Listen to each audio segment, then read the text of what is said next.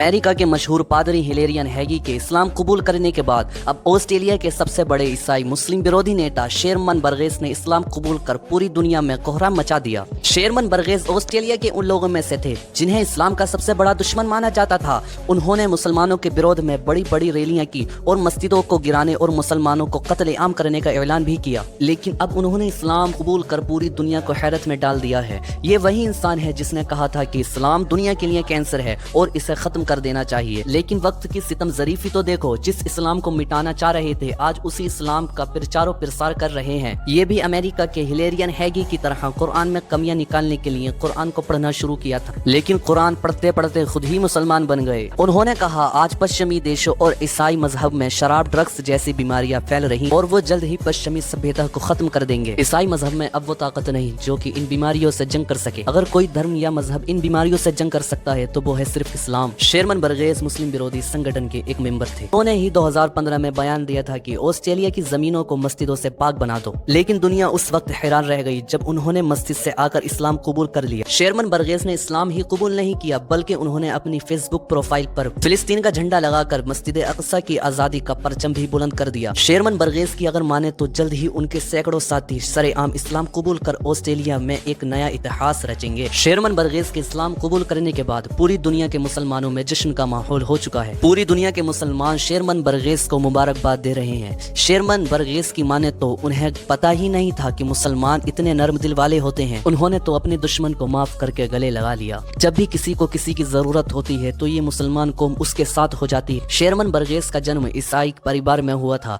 वो शुरुआत से ही एक कट्टर ईसाई थे जिनके दिल में मुसलमानों के लिए जरा भी हमदर्दी नहीं थी। वो ऑस्ट्रेलिया के UPF संगठन का एक हिस्सा थे जो कि मुसलमानों को मारने पीटने और परेशान करने का काम करते हैं। शेरमन बर्गेस ने ऑस्ट्रेलियन डिफेंस लीग नाम उस गैंग के साथ भी काम किया जिसने सैकड़ों हजारों मुसलमानों को गायब कर दिया, जिसका आज तक पता ही नहीं चला। शेरमन बर्गेस ऑस्ट्रेलिया में बीच चौराहे पर खड़े होकर उन्हीं के खिलाफ जंग लड़ रहे हैं। शेरमन बर्गेस ने इस्लाम कबूल करके पूरे ऑस्ट्रेलिया में कोहराम मचा दिया।